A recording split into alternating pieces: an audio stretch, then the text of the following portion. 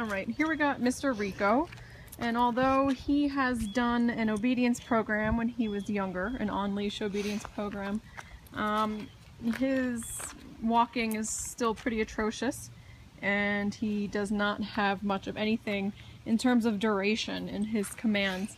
But I wanted to take the opportunity to show you guys a technique that I do really quickly to get a loose leash on the walk. This is not a formal heel. This is just kind of a real quick way to get a nice loose leash. It's called drop and go, the technique, and I want to try to use this guy to demonstrate it. Normally I would start off just, you know, shaping his heel slowly.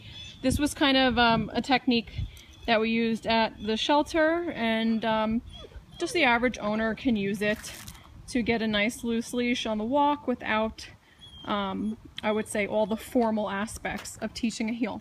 So I introduced him to the prong collar, and what we're going to do from here is I am going to take the leash at about 1.5 to 2 feet, enough where I can make a nice J in the leash and make contact with him.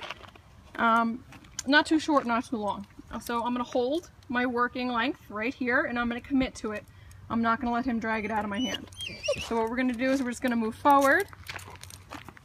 If he does not pull, I'm not going to do anything. We're just going to continue to move forward. If he starts to pull and take my working length out of my hand, I'm going to let him have it. Get to the end of the leash, get a pop. I walk backwards, good boy. Gather him up, gather my working length back, and we continue. So basically what we teach the dog in this exercise is that if you stay right near me and don't try to go out there in the first place, we're not going to do this awkward dance. And you're not going to get that pop at the end of the line. So again, I have my working length, I'm committed to it. He's not creeping it out of my hand. But if he goes to pull, I'm going to let him have it. Pop the leash. What was that? Come back near me. Good. Creates immediate focus. It's awesome.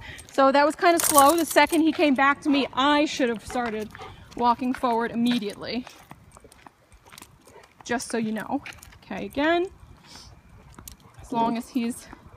we're not looking for perfection here, but it's just the concept of if you stay right in my space, we don't have to do this whole correction and backwards dance thing. So just stay here. So again, he wants to take it. I'm going to let go with my left hand. Let him have it. Oh, and he's becoming... Come back here. Good boy. So he learned from the first 2 corrections that there was going to be a correction coming, so he essentially corrected himself and scurried back over to me. Good boy. This guy is a super powerful dog. So we have to set some limits right away. He's going to know that he's not going to just have his way with me down the street here. Good boy. Stop. More focus. When I had him out before, he was paying no attention to me whatsoever. Good boy.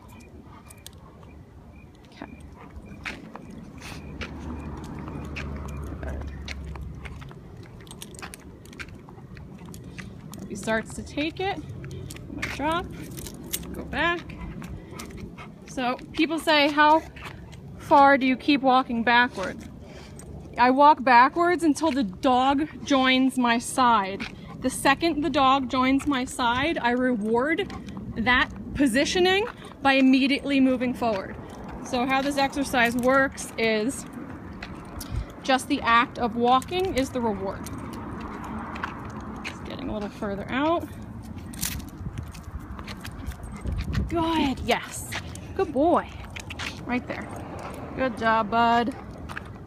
Good job.